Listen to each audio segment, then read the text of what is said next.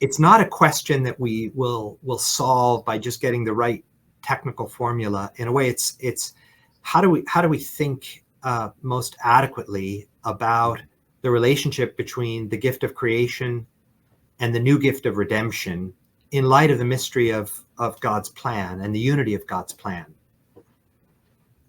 Yeah, that is amazing. That's so beautiful. So at this point, then, I'm thinking to myself, how does anyone still disagree? I get that there's certain corners of the academic world, again, the broadly Thomistic or neo-scholastic position. I just don't comprehend. What's the breakdown in communication? But you said it's not a technical. It's not just, let me make sure I explain this a little better. It's not just right. It's extremely difficult. So I would say, and this is where maybe we'll do this conversation again with Dr. Feingold. It'd be great to that would be amazing. Explore this together, because his book, which critiques DeLubac, but in a very thoughtful and helpful way. So I disagree with Dr. Feingold, but I think he's done a real service by a careful interpretation of Aquinas, and especially this tradition of commentary on Aquinas.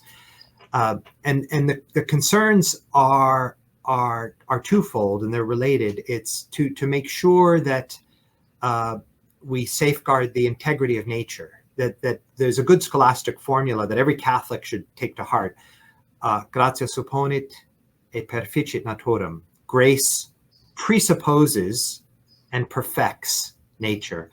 Another way to say that, grace presupposes, elevates, and perfects nature.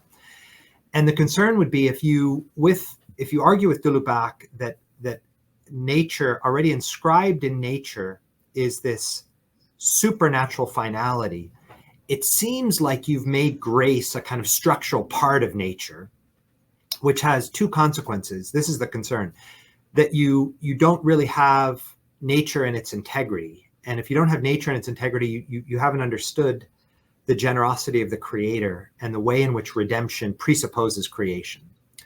And on the other hand, you've somehow made grace a requirement. You've made grace a structural part of nature, and therefore it's no longer really of a different order. It's no longer radically supernatural, beyond nature. And these are good concerns, and therefore it's not wrong to take these concerns to heart, to go back, reread texts from Aquinas in light of the great tradition. And there you see, in Aquinas, it's not obvious. Some things are very clear. He says, every intellect has a natural desire to see the essence of God.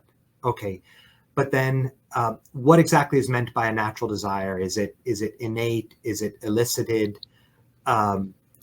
He'll say in some places very clearly gives an account of as we have a finality that's proper and proportionate to our nature, but we also are made for supernatural beatitude. What's the relationship between those two finalities? These questions are extremely difficult. Yes, indeed.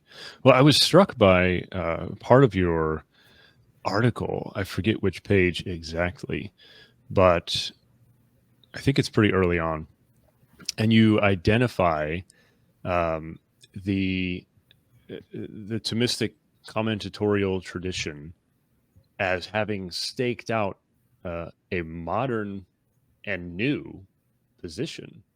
And I thought, that's going to ruffle some feathers. Yeah. No, this is extremely important. So when we use the term